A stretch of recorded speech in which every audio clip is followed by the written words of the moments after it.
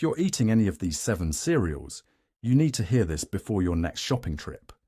What I'm about to reveal could change how you look at your breakfast aisle forever. I'm talking about misleading labels, hidden ingredient swaps, and in one case, a recall that slipped past thousands of shoppers without them ever knowing. This is Retail Alert UK, and if you haven't subscribed yet, now is the time, because the cereal industry is hiding things from you, and we're about to expose every single one of them. Let's get into it. Number 7. You think budget cereals are a smart way to save money, but the truth is, some of them are costing you more per gram than the premium brands sitting right next to them on the shelf. Consumer investigations have repeatedly documented cases where supermarket own brand cereals use what's called compare-it pricing to make you believe you're getting a bargain. Here's how it works. A box might say compare at £3.50, but when you actually look at the price per 100 grams on the shelf label, that so-called budget box works out more expensive than the Kellogg's or Nestlé version on promotion. One report found that a leading discounter's granola was actually 14 pence more per 100 grams than a branded alternative in a major supermarket during the same week.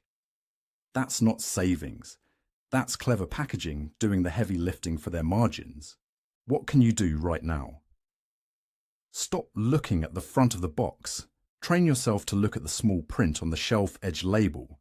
The price per 100 grams is your only honest friend in that aisle. If the supermarket hasn't displayed it clearly, that itself should be a red flag. And if you think misleading pricing is bad, wait until you hear what's happening with the actual quality of the cereal inside those boxes. Number 6. You think that well-known cereal brand tastes the same wherever you buy it, but documented cases show that certain products sold in discount retailers and outlet stores are manufactured to a completely different specification. This isn't a conspiracy theory. This is how the food supply chain works when brands want to hit aggressive price points. We're talking about what insiders call made-for-outlet products. The box looks identical. The branding is the same. But the recipe has been adjusted. Less whole grain, cheaper oils, different sweetener blends. One customer complaint submitted to trading standards in 2024 described a popular chocolate-flavored cereal purchased from a well-known discount chain that had a noticeably different texture and color compared to the same product bought in a mainstream supermarket. When the customer contacted the manufacturer, they were told that formulations may vary based on distribution channel. What does that mean for you? It means you're not always comparing like with like. If you've ever thought a cereal tasted off or different, you weren't imagining it. Check the batch code on the box. Products made for discount channels often have different factory codes. If the experience doesn't match your expectations, you have every right to request a refund or report it to trading standards. And speaking of things that don't match expectations, what I'm about to tell you next involves your health, and it's more common than you'd think. Number 5. You think that if a product had a recall, you would have heard about it, but consumer investigations show that cereal recalls in the UK often fly completely under the radar. In the past 18 months alone, the Food Standards Agency has issued multiple alerts for cereals containing undeclared allergens. We're talking about milk, nuts, gluten and sesame that weren't listed on the packaging due to labeling errors or cross-contamination during manufacturing. One particularly alarming case involved a granola product where tree nuts were present but not declared, and the recall notice was only posted online with minimal in-store signage. Customers with allergies had no idea. Some had already consumed the product before the notice went live. Here's what you need to do. Bookmark the Food Standards Agency alerts page. It takes 30 seconds. Every time you buy cereal, especially own brand or smaller manufacturers, cross-reference recent alerts. If you or anyone in your household has an allergy, this isn't optional, it's essential. Don't rely on stores to tell you. The information is publicly available, but you have to go looking for it. And if you think recalls are the only freshness issue, hold on, because what I'm about to reveal might make you rethink where your cereal has actually been sitting before it reached the shelf. Number 4, you think that best before date means the product is fresh, but documented cases show that some cereals on UK shelves have been sitting in warehouses for months under questionable storage conditions before ever reaching the store.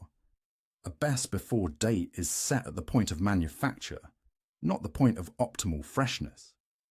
Cereals stored in warehouses with fluctuating temperatures, poor humidity control, or extended periods before distribution can lose their crunch, develop stale flavours, and in some cases, become a target for pantry pests before they even reach your trolley.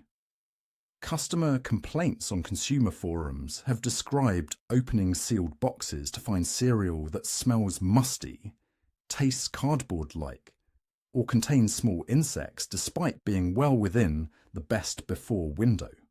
What can you do about it? Look at the best before date and work backwards. If a cereal has a 12-month shelf life and the date is only 2 months away, that product has been sitting somewhere for 10 months. Rotate your own shopping habits. Check the back of the shelf for newer stock. And never buy dented, resealed or damaged boxes because compromised packaging is an open invitation for moisture and contamination. Now you might be thinking, at least the store has my back if something goes wrong. But what I'm about to tell you suggests otherwise. Number 3, you think returning a faulty product is simple, but hidden store policies and undisclosed fees mean getting your money back isn't always as straightforward as it seems. Consumer reports have highlighted cases where customers attempting to return cereals, especially those purchased on promotion or as part of multi-buy deals, were told that refunds would only be issued as store credit or that a receipt was absolutely required, even though consumer rights law says otherwise. Here's your action step. Know your rights under the Consumer Rights Act 2015. If a product is faulty, not as described or unfit for purpose, you are entitled to a refund, and you do not need a receipt if you have other proof of purchase like a bank statement. If a store refuses, ask to speak to a manager, reference the legislation by name, and if necessary, escalate to citizens' advice or trading standards. Don't let inconvenient policies pressure you into accepting a loss. And if store policies weren't enough to worry about, number 2, you think your loyalty card is just saving you money, but the data you're handing over every time you scan it is being used in ways most shoppers never consider. When you buy cereal, and especially when you buy it on promotion, that purchase is logged, time-stamped, and cross-referenced with your entire shopping history.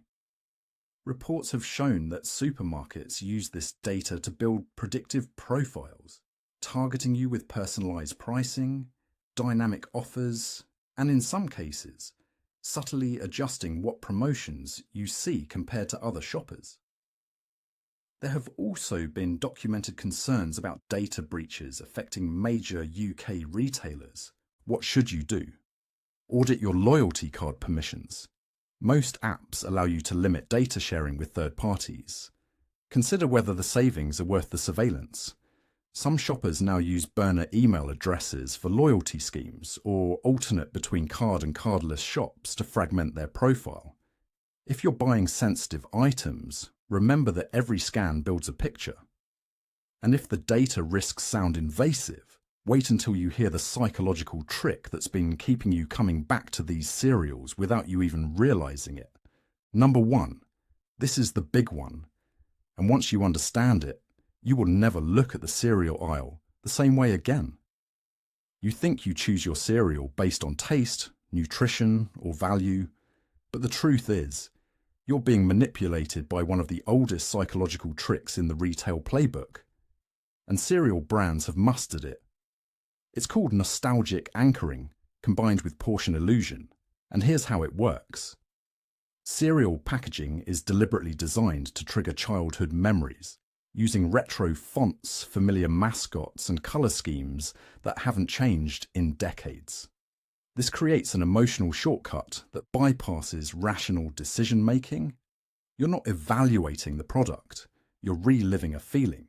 Publicly available data shows that several major cereal brands have reduced their box contents by 15 to 20% over the past 5 years, while prices have increased. You're paying more for less, but you don't feel it because the box still looks and feels the same. The mascot still smiles at you. The colours still remind you of Saturday mornings. And that emotional connection overrides the logic centre of your brain every single time. I want to hear from you. Have you ever noticed a cereal tasting different from what you expected? Have you been caught out by shrinkflation or struggled to get a refund? Drop your experience in the comments below. Let's build a community of informed shoppers who look out for each other. And if this video opened your eyes, do me a favour. Now go watch this next video right here, because what I reveal about supermarket pricing strategies will change how you shop forever. I'll see you there.